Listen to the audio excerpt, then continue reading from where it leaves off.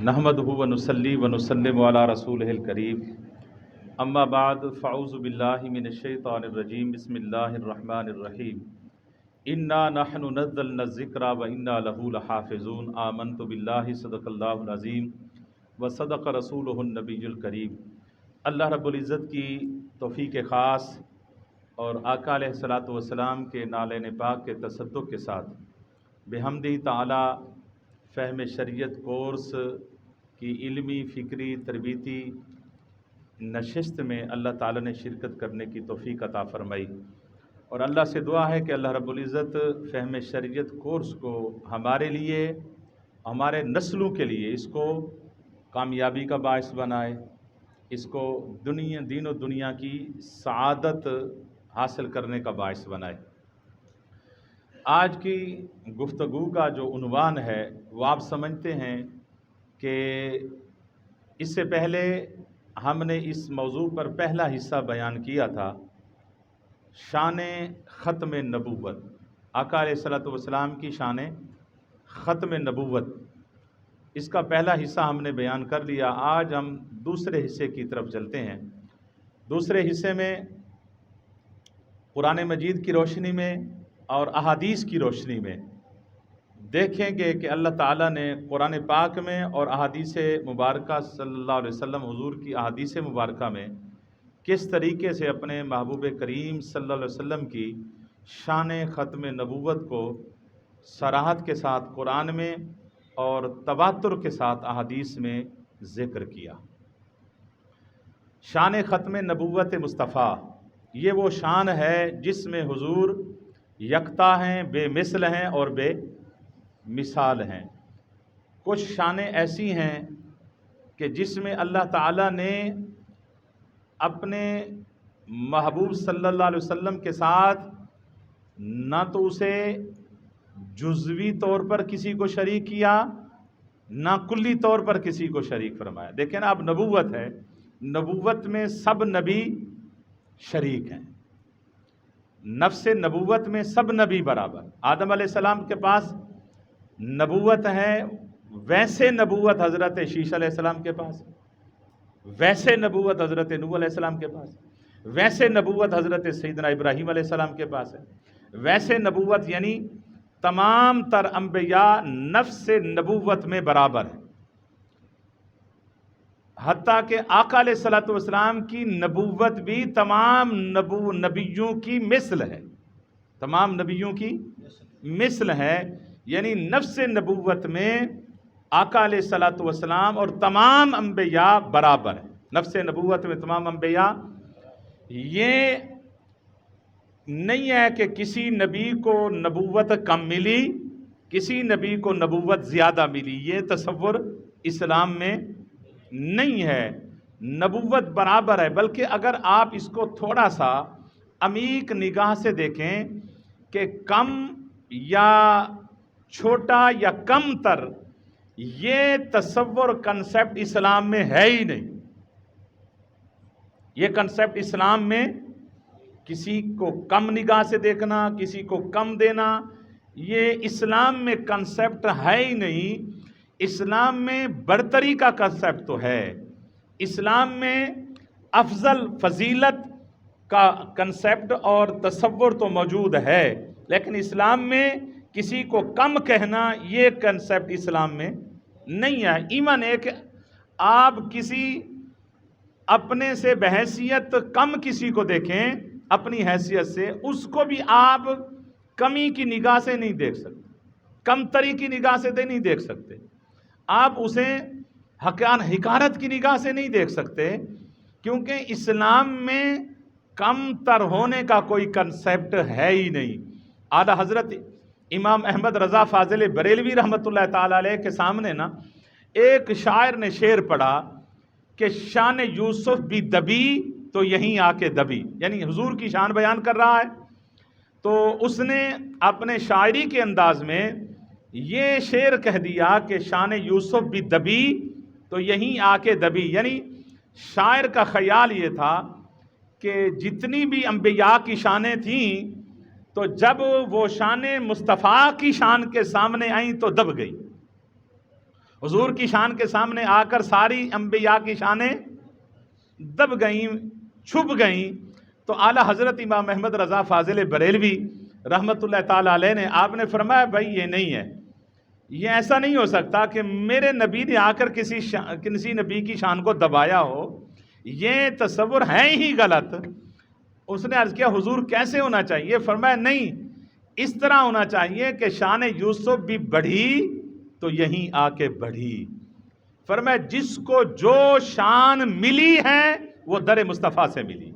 हुजूर शाने घटाने नहीं आए, शाने दबाने नहीं आए, आका अलैहिस्सलातु वस्सलाम शाने बढ़ाने आए हैं।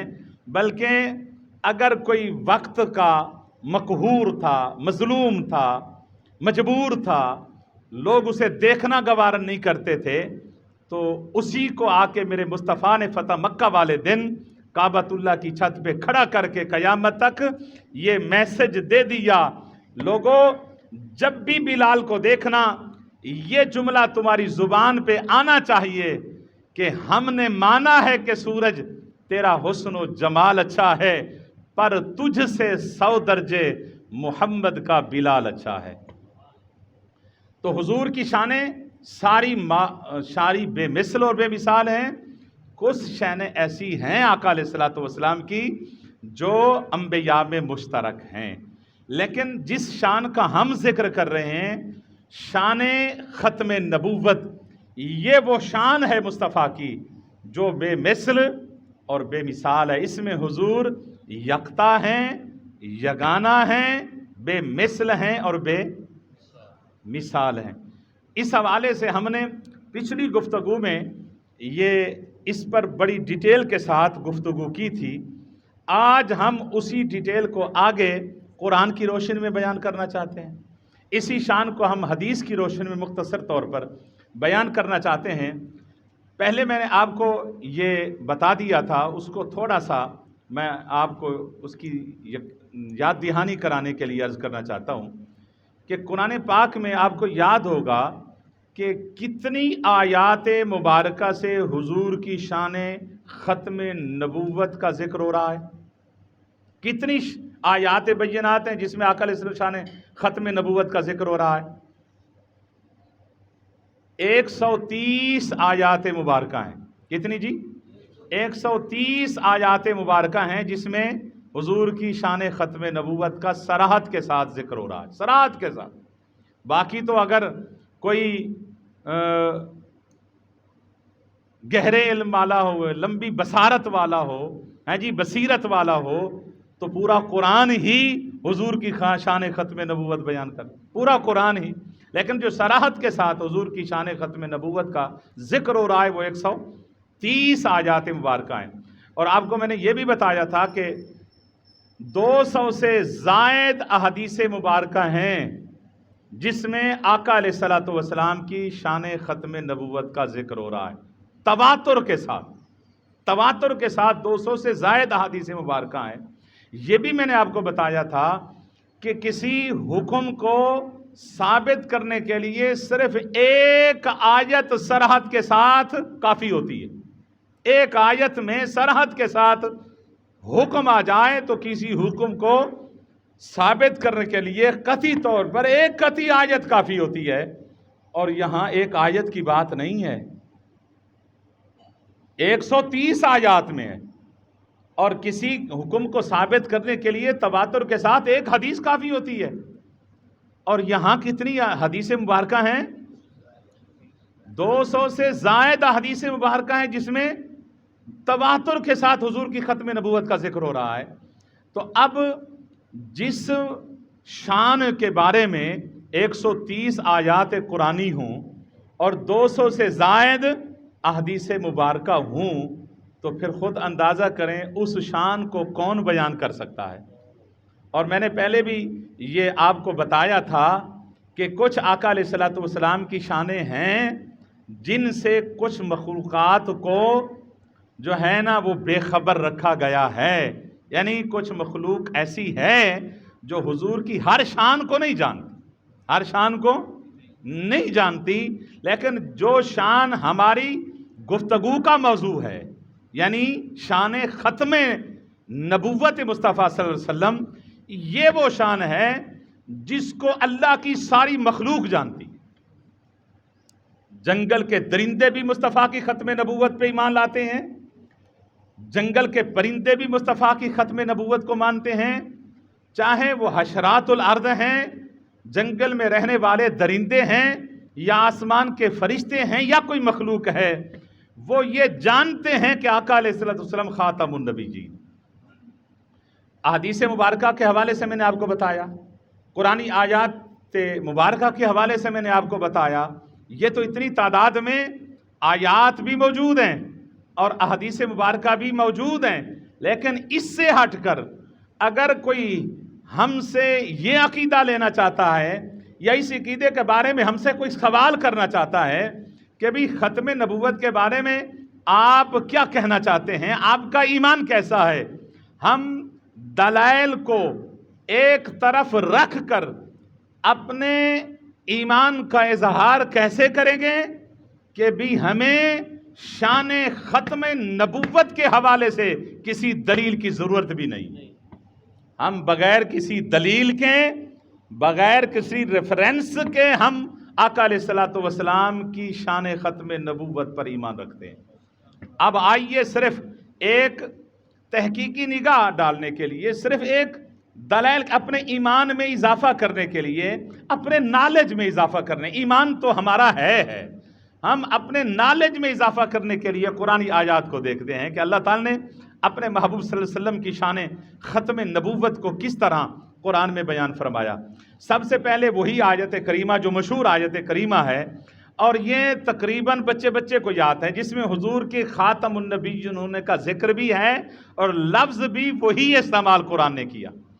سورہ احزاب کی آیت نمبر 40 ہے، ما کان محمد ابا احد من رجالکم ولکن رسول اللہ وخاتم النبیین وکان اللہ بکل شیء علیما.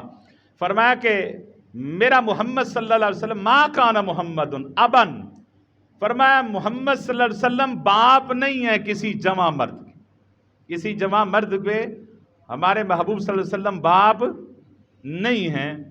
یہاں ایک سوال ہوتا ہے، بات ہو رہی تھی حضور کے خاتم النبیین ہونے کی، اللہ نے ابتدا میں ذکر یہ فرما دیا کہ میرا محبوب جمع مرد کا باپ نہیں ہے.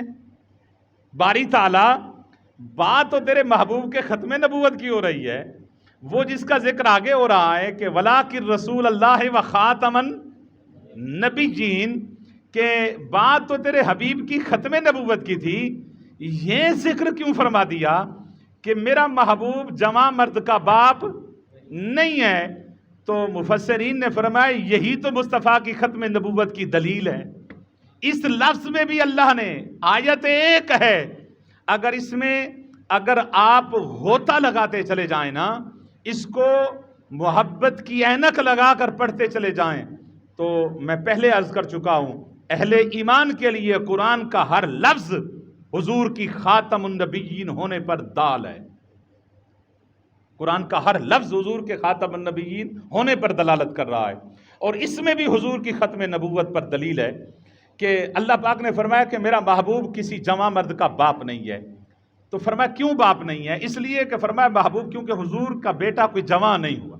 حضور کے بیٹے تھے لیکن جمع نہیں ہوئے، بچپن میں چھوٹی عمر میں وہ فوت ہو گئے. تو اس میں حضور کی ختم نبوت کی کیا دلیل ہے؟ تو علماء فرماتے ہیں اس میں حضور کے ختم نبوت کے حوالے سے جو دلیل ہے وہ یہ ہے کہ اللہ نے فرمایا کہ جمع مرد کا باپ نہیں ہے، تو جمع مرد کا باپ نہ ہونا اب حضور کی شان میں بیان کیا گیا. جمع مرد کا باپ نہ ہونا حضور کی شان میں بیان کیا گیا. اب اس کا ایک سوال تو یہ بھی ہے کہ جس کا جو جمع مرد کا باپ ہوگا وہ شان میں کم ہو جائے گا یا اس کی شان نہیں ہوگی؟ ایسی بات نہیں ہے. آپ صف انبیاء کو دیکھیں تو نبوت کی صف میں آپ کو ڈھیر سارے انبیاء ملیں گے جو نبی بھی ہیں اور ان کی اولادیں جوان بھی ہیں، ان کی اولادیں جوان بھی ہیں. تو معلوم ہوا کہ جمع مرد کا باپ ہونا کوئی عیب نہیں ہے. لیکن حضور کی شان کیوں بیان کی گئی؟ فرمایا کہ محبوب آپ جواں مرد کے باپ نہیں ہیں، تو اس میں حکمت کیا تھی؟ حکمت یہ تھی کہ اللہ رب العزت نے فرمایا محبوب اگر آپ کا کوئی جواں بیٹا ہوتا تو ضروری تھا کہ اس کو نبوت ملتی، جواں بیٹا ہوتا تو ضروری تھا اس کو نبوت ملتی، کیونکہ محبوب قیامت کے دن جب نبوت کی صف لگے گی تو قیامت کے دن نبوت کی صف میں بڑے بڑے انبیاء خود بھی کھڑے ہوں گے اور اس صف میں ان کے بیٹے بھی کھڑے ہوں گے، جس طرح حضرت زکریا ہیں ان کے بیٹے نبی ہیں حضرت یحییٰ علیہ السلام، حضرت ابراہیم علیہ السلام خود نبی، ان کے بیٹے حضرت اسحاق اور حضرت اسماعیل علیہ السلام بھی نبی، حضرت یعقوب علیہ السلام خود بھی نبی، ان کے بیٹے حضرت یوسف علیہ السلام وہ بھی نبی، حضرت آدم بھی نبی اور ان کے بیٹے حضرت شیش بھی نبی، حضرت سیدنا داود علیہ السلام بھی نبی اور ان کے بیٹے حضرت سلیمان علیہ السلام خود بھی نبی، ان کے بیٹے حضرت سلیمان بیٹے ہو گئے، حضرت داود خود بھی نبی، یعنی باپ بیٹا دونوں صفے انبیاء میں کھڑے ہیں۔ محبوب اگر آپ کا بیٹا جوان ہوتا تو ضروری تھا ان کو بھی نبی بناتے، کیونکہ جب قیامت کے دن صف انبیاء لگتی اس میں ابراہیم خود بھی ہے، اس کا بیٹا بھی ہے، حضرت زکریا بھی ہے، اس کا بیٹا یحییٰ بھی ہے، حضرت یعقوب بھی ہے، اس کا بیٹا یوسف بھی کھڑا ہے، حضرت سیدنا داود علیہ السلام اور حضرت سیدنا سلیمان علیہ السلام بھی کھڑے ہیں۔ تو محبوب اگر اس صف میں آپ ہوتے، آپ کا بیٹا جواں ہوتا اور نبی نہ ہوتا تو وہ اس صف میں آپ کا بیٹا تو نہ آتا۔ یہ کیسے ہو سکتا تھا کہ یوسف حضرت یعقوب باپ بیٹا دونوں کھڑے ہوں اور حضرت ابراہیم اور ان کے بیٹے دونوں کھڑے ہوں، حضرت یعقوب اور یوسف دونوں کھڑے ہوں، زکریا اور یحییٰ علیہ السلام دونوں کھڑے ہوں، اور محبوب تو ہو ان کا بیٹا صف نبوت میں نہ ہو؟ محبوب یہ میری غیرت کو گوارا نہ تھا، اس لیے اگر جمع ہوتا تو نبوت دینا لازمی تھا، لیکن محبوب ہم نے تو ختم نبوت کا تاج آپ کی پیشانی پہ سجا کے نبوت کا سلسلہ تو بند کر دیا ہے، اس لیے ہم نے چاہا نہ کسی بیٹے کو جوان ہونے دیں گے نہ نبوت دیں گے۔ تو محبوب آپ کی عزت اور شان کی خاطر ہم نے آپ کے کسی بیٹے کو جوان نہیں ہونے دیا، اس لیے کہ خاتم النبیین کا تاج آپ کی پیشانی پہ سجا دیا ہے۔ یہ حکمت تھی قرآن کے اس جملے کی کہ ما کان محمد ابا احد من رجالکم، اگلے لفظ پہ غور کریں، ولکن رسول اللہ، لیکن وہ اللہ کے رسول ہیں، لیکن وہ اللہ کے وخاتم النبیین، اور نبیوں کو ختم کرنے والے ہیں، یعنی خاتم النبیین بھی ہیں۔ اب یہاں ایک نقطہ اور ہے، ایک حکمت اور ہے، اللہ تعالیٰ نے یہ نہیں فرمایا کہ ولکن رسول اللہ وخاتم الرسل، کہ وہ خاتم الرسل ہیں، اللہ کے رسول ہیں اور خاتم المرسلین بھی ہیں۔ اللہ نے خاتم المرسلین نہیں فرمایا، کیا فرمایا؟ خاتم النبیین فرمایا۔ اس میں کیا حکمت تھی؟ یہ بھی حضور کی ختم نبوت کی شان ہے، دلیل ہے، کیونکہ رسول اور نبی میں ایک فرق ہے۔ رسول کہتے ہیں جس کو اللہ کتاب عطا فرمائے یا صحیفہ عطا فرمائے، نبی کہتے ہیں جس کو اللہ تعالیٰ نبوت تو دیں، کتاب اس کے پاس ہو یا نہ ہو یہ اس کی ضروری نہیں ہے۔ نبی کے لیے کتاب کا ہونا ضروری نہیں ہے، رسول کے لیے کتاب کا ہونا ضروری ہے، کیونکہ رسول تھوڑے ہیں، نبی سارے ہیں۔ تو معنی ہو گیا نبی عام ہے، رسول خاص ہے۔ ہر رسول نبی ہے، ہر رسول، لیکن ہر نبی رسول نہیں ہے۔ اگر اللہ فرماتا ہے کہ ہم فرما دیتے ہیں وخاتم الرسل کہ خاتم المرسلین ہیں، کوئی بدبخت یہ کہہ سکتا تھا چلو نبی کے بعد کوئی رسول تو نہیں آ سکتا، نبی تو آ سکتا ہے، لیکن اللہ نے فرمایا محبوب نہیں، وخاتم النبیین، کہ محبوب نہ کوئی آپ کے بعد رسول آ سکتا ہے، نہ آپ کے بعد کوئی نبی آ سکتا ہے۔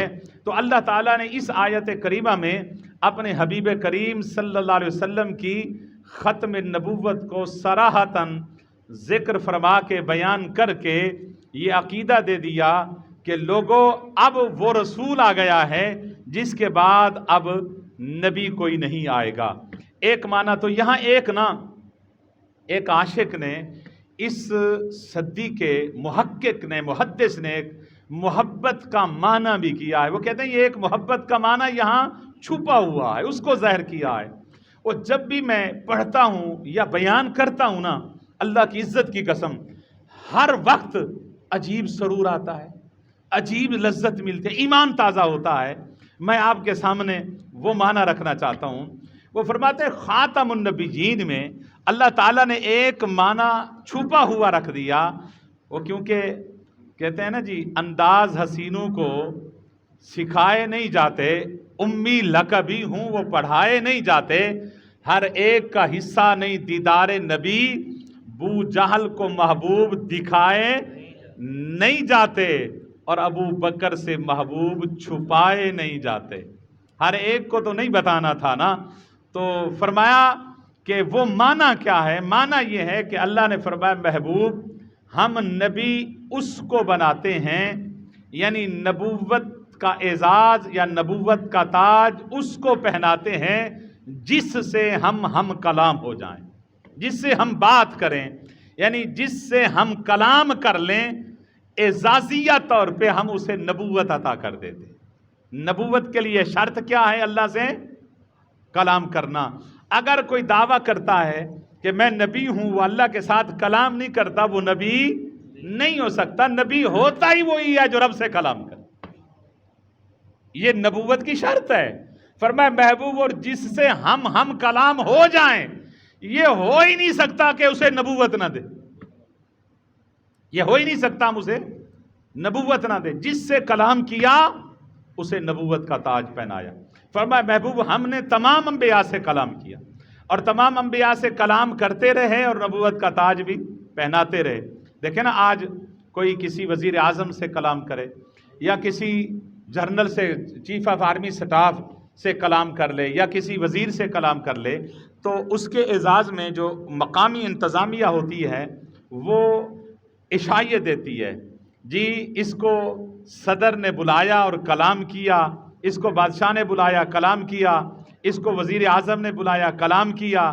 مقامی انتظامیہ کمشنر تک، ڈی سی تک اسے سلوٹ کرتی ہے۔ تو آج کوئی صدر سے کلام کر لے تو انتظامیہ اعزازیہ طور پہ اسے سلوٹ دیتی ہے، سلوٹ کرتی ہے۔ تو جو رب سے کلام کر لے اس کے اعزاز میں اسے نبوت مل جاتی ہے۔ فرمایا حبیب ہم نے کلام کیا آدم سے، اسے نبوت کا تاج پہنایا۔ ہم نے کلام کیا شیش سے، ہم نے کلام کیا نوح سے، ہم نے کلام کیا ابراہیم سے، ہم نے کلام کیا اسماعیل سے، ہم نے کلام کیا داود سے، ہم نے یوسف سے، ہم نے باقی انبیاء سے، حضرت سیدنا اسماعیل علیہ السلام سے، حضرت زکریا سے، حضرت یحییٰ سے، حضرت موسیٰ کلیم سے، حضرت عیسیٰ روح اللہ سے، سب سے کلام کیا اور نبوت عطا فرمائی۔ فرمایا محبوب کلام کا سلسلہ چلتے چلتے کلام کا سلسلہ آن پہنچا محبوب آپ کی ذات تک۔ اب تیرا رب تجھ سے ہم کلام ہو گیا۔ اب تیرے رب نے جب تجھ سے کلام کیا، محبوب تیرا لہجہ سنا، تیری گفتگو سنی، تیرے لہجے کو دیکھا، تیرے لہجے کی مٹھاس کو دیکھا۔ محبوب کلام تو ہم نے آدم سے بھی کیا تھا، کلام تو ہم نے نوح سے بھی کیا تھا، کلام تو ہم نے داود کے لحن سے بھی کیا تھا، ہم نے ابراہیم کی آواز کو بھی سنا تھا، ہم نے موسیٰ کلیم کی آواز کو بھی سنا تھا، ہم نے ابراہیم کی آواز کو بھی سنا تھا، ہم نے حضرت داود کے لہجے کو بھی سنا، یوسف کے حسن کو بھی دیکھا، اس کے کلام کے لہجے کو بھی دیکھا۔ بے مثل بے مثال تھا لہجہ ابراہیم کا۔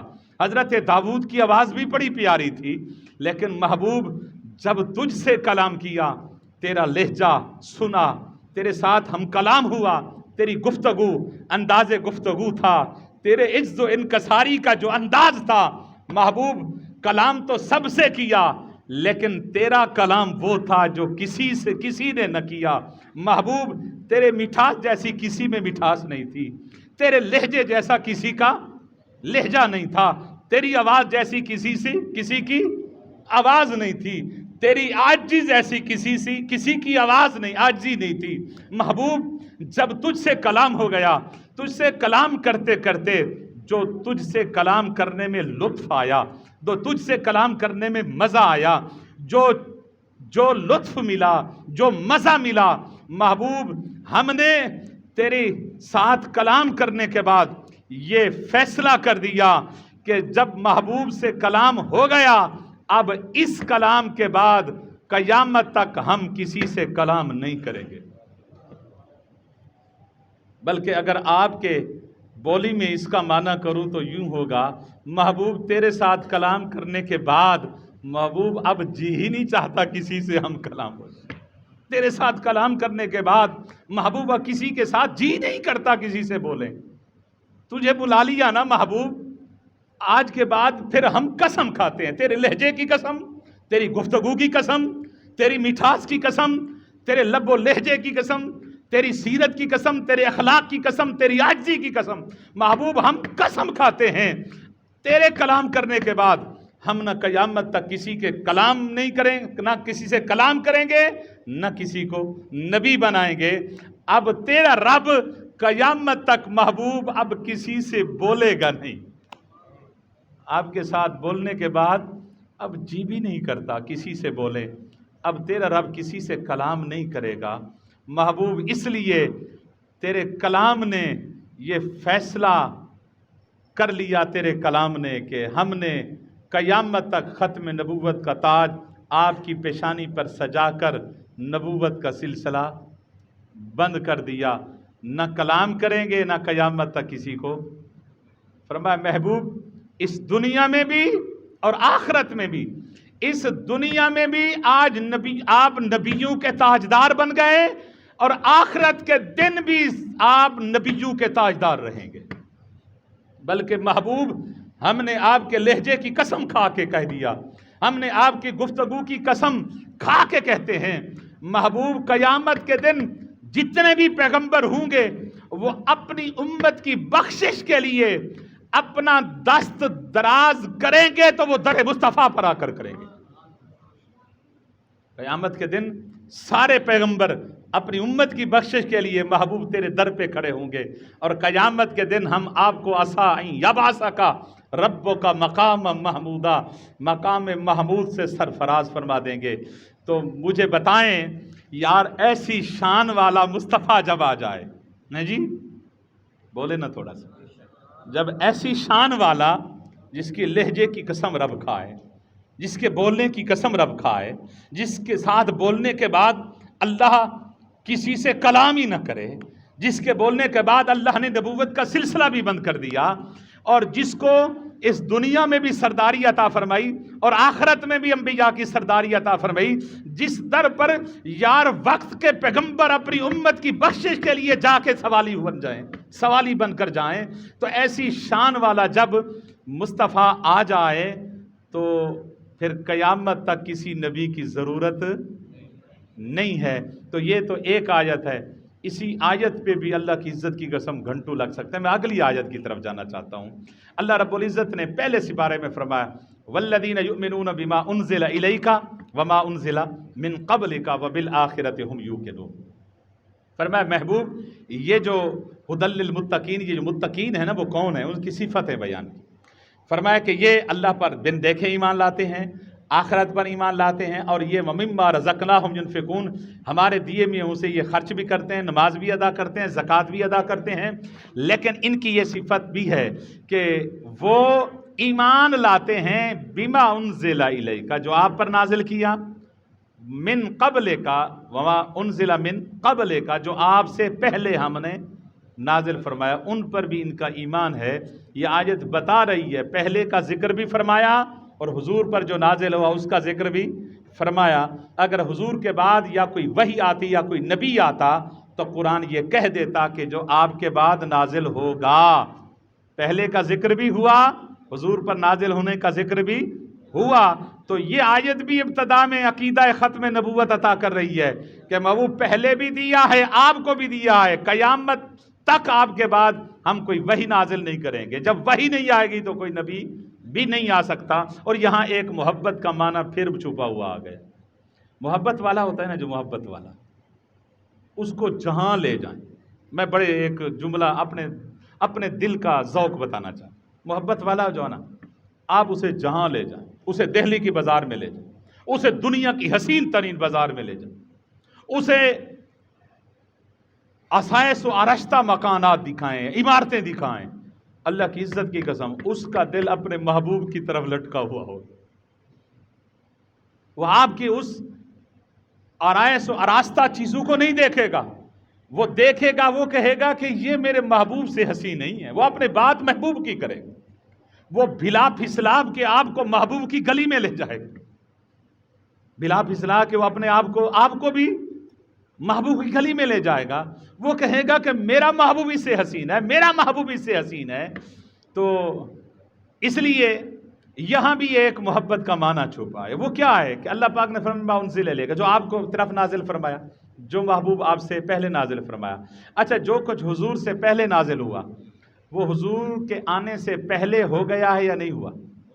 اچھا، حضور پر جو نازل ہوا سب کے بعد ہوا نا؟ سب انبیاء، سب کتابوں کے نزول کے بعد حضور پر وہی نازل ہوئی، اور جو پہلے نازل ہوئیں، وہ جو نازل ہوئیں اس کے علاوہ وہی وہ پہلے تھیں۔ حضور آخر میں آئے، قرآن بھی آخر میں اترا، لیکن اللہ نے جب ذکر فرمایا تو مصطفیٰ کا ذکر پہلے کیا۔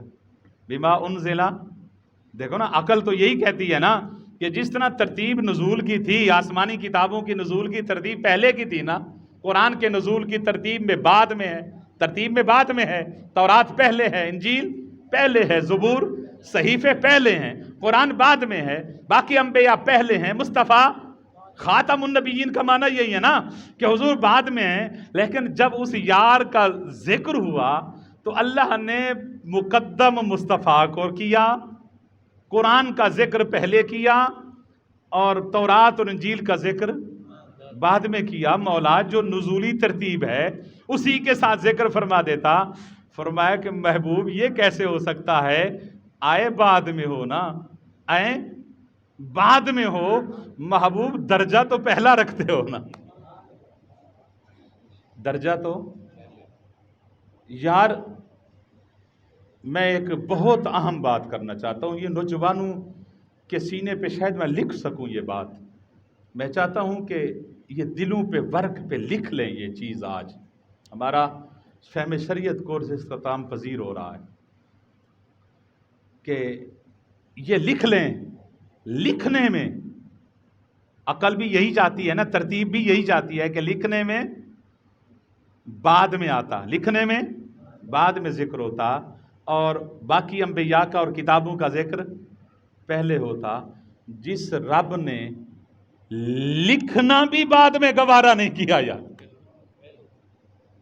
جس رب نے کوئی فرق نہ پڑتا یار، لکھنا گوارا نہیں کیا بعد میں، اس مصطفیٰ کو رکھنے میں بعد میں کس طرح گوارا کیا ہوگا؟ اللہ کی عزت کی قسم، لکھنے میں بھی مقدم فرمایا، مصطفیٰ کو رکھنے میں بھی اللہ نے مقدم فرمایا۔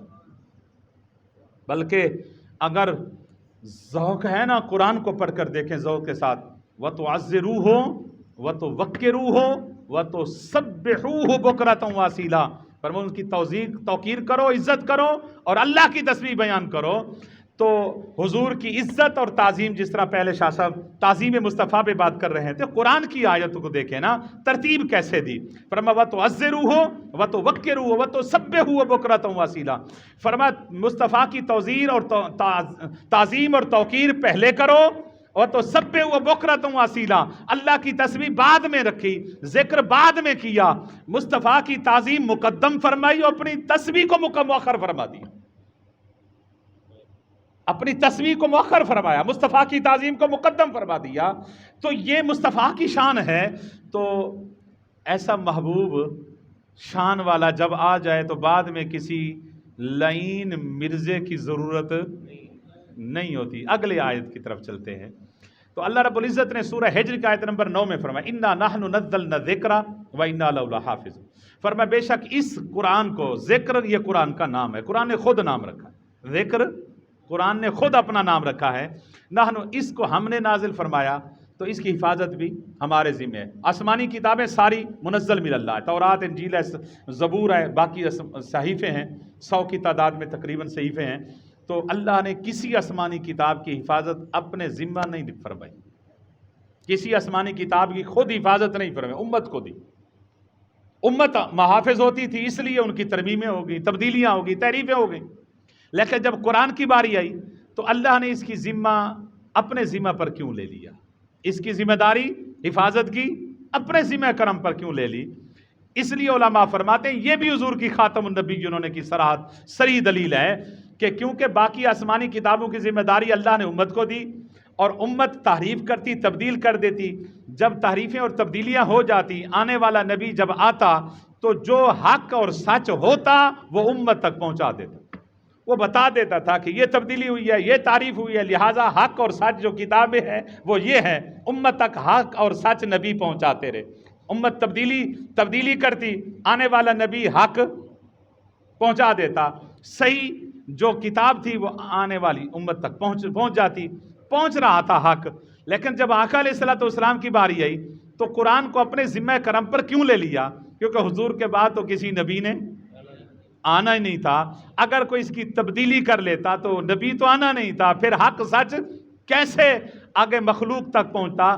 تو اس لیے فرمایا محبوب اب کیونکہ ہم نے خاتم نبیین کا تاج تو آپ کی پیشانی پر سجا دیا ہے، نبی تو آئے گا نہیں، اس کی تبدیلی ہوگی، پھر کون حق سچ پہنچائے گا؟ اس لیے اس کے محافظ ہم بن جاتے ہیں۔ اب قرآن کے الفاظ اور حروف کی حفاظت کی ذمہ داری ہماری ہے، کہ اس لیے کہ آپ کو ہم نے خاتم النبیین بنا دیا۔ ان آیات کریمہ کو اگر لیتے چلے جائیں تو میں نے پہلے عرض کیا کہ کثیر تعداد میں آیات کریمہ ہیں جس میں اللہ تعالیٰ نے اپنے محبوب کی ختم نبوت کو صراحتاً ذکر فرمایا۔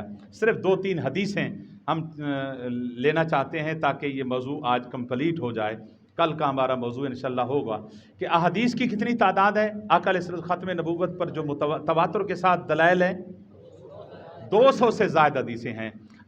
کچھ حدیثیں ایسے ہیں جو بار بار ہیں، مختلف سند کے ساتھ آئی ہیں، تو اس لیے جو 200 سے زائد احادیث مبارکہ ہیں اس میں چند حدیثیں، مشہور حدیثیں میں آپ کے سامنے۔ ایک حدیث ہے آقا علیہ الصلوۃ والسلام نے اپنے محبوب کریم اپنی ختم نبوت کا خود ذکر فرمایا، اپنی ختم نبوت کا اپنی زبان سے بھی ذکر فرمایا۔ حضرت ابو ہریرہ اس حدیث کے راوی ہیں، اور بخاری اور مسلم، احمد بن حنبل نے المسند میں اور امام نسائی نے السنن الکبریٰ کے اندر اس حدیث کو درج فرمایا۔ آقا علیہ الصلوۃ والسلام فرماتے ہیں کہ میری اور انبیاء کی مثال اس عمارت کی طرح ہے، میری اور انبیاء کی مثال اس عمارت کی طرح ہے کہ ایک شخص ایک عمارت بنائے اور خوب آراستہ دیکھنے والے کو بھا جائے، اور دیکھنے والے دیکھیں تو عمارت اتنی خوبصورت ہو کہ دیکھنے سے آنکھیں بھی ٹھنڈی ہو جائیں اور دل و دماغ بھی تازہ ہو جائے۔ فرمایا کہ جو ہی ایک گوشے میں دیکھیں تو اس پوری عمارت میں ایک اینٹ نہ رکھے، اینٹ باقی رہ جائے، اور لوگ کہیں کہ یار ساری عمارت خوبصورت ہے، ایک اینٹ نہیں ہے۔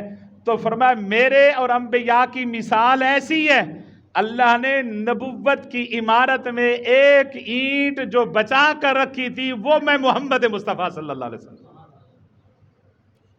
وہ اینٹ میں محمد مصطفیٰ صلی اللہ علیہ وسلم۔ حضرت ابو ہریرہ اس حدیث کے راوی ہیں، یہ حدیث بھی امام مسلم نے بھی روایت کیا، مسلم شریف کے اندر، ترمذی شریف میں بھی حدیث ہے۔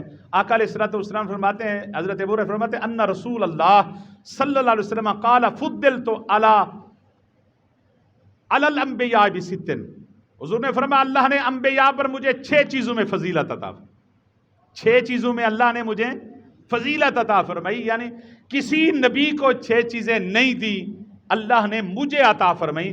اس میں پہلے حضور نے ذکر فرمایا اوتیت جوامع الکلم، فرمایا سب سے پہلے اللہ نے مجھے جوامع الکلم عطا فرمایا، یعنی یہ مجھ مصطفیٰ کی صفت ہے جو میں کلام کرتا ہوں، فرمایا الفاظ بظاہراً تھوڑے ہوتے ہیں، اس الفاظ کی جو گہرائی ہے فرمایا وہ سمندر بھی اس گہرائی کا مقابلہ نہیں کر سکتا۔ مختصر اور جامع، عام معنی کیا ہے؟ مختصر اور جامع۔ فرمایا الفاظ یہی وجہ ہے کہ ایک حضور کا فرمان ہے، آقا علیہ الصلوۃ والسلام نے ایک مسئلہ بیان کر دیا، آج یار 14 صدیاں ہو گئیں محدثین اس کی تحقیق میں لگے ہوئے ہیں، آج 14 صدیاں ہو گئیں محدثین تحقیق میں لگے ہوئے ہیں۔ امام ابو حنیفہ نے تحقیق فرمائی، امام مالک نے تحقیق فرمائی، امام احمد بن حنبل نے، امام شافعی نے تحقیق فرمائی، اس کے بعد محدثین آتے رہے، تحقیقیں کرتے رہے، ایک جملے کی تحقیق کرتے کرتے مر گئے محدث، لیکن آج تک کوئی محدث یہ دعویٰ نہیں کر سکا کہ اس حدیث کا کما حق ہو جو مطلب تھا میں جان گیا۔ اس جملے کا، حضور کے ایک جملے مبارک کا جو مقصد تھا کما حق ہو میں جان گیا، اس نے تحقیق کی، غوطہ زنی کی اور مسائل پہ انبار لگا دی اس حدیث سے، آخر کار اس محدث نے، امام نے یہ کہہ دیا کہ جو میری تحقیق کے مطابق یہ جو میری سمجھ میں آیا وہ یہ ہے۔ تو جو بھی محدث آیا اس نے آج تک کوئی دعویٰ نہیں کیا، تو حضور کے ایک جملے کو کوئی نہیں سمجھ سکا، تو اندازہ کریں حضور کی احادیث کا جو ذخیرہ ہے اس کو کون سمجھ سکتا ہے۔ یہ حضور کی صفت خاصہ ہے کہ جوامع الکلم۔ حضور نے فرمایا نصرت بالرعب، حضور نے فرمایا اللہ نے مجھے یہ خاصہ بھی عطا فرمایا کہ اللہ نے مجھے رعب عطا فرمایا، اللہ نے مجھے دشمن پر رعب عطا فرمایا۔ جتنا بڑا دشمن ہوگا فرمایا جب میں سامنے ہوں گا اللہ نے اس پر میرا رعب طاری کر دیا۔ یہ مصطفیٰ کی صفت کا خاصہ ہے۔ حضور نے فرمایا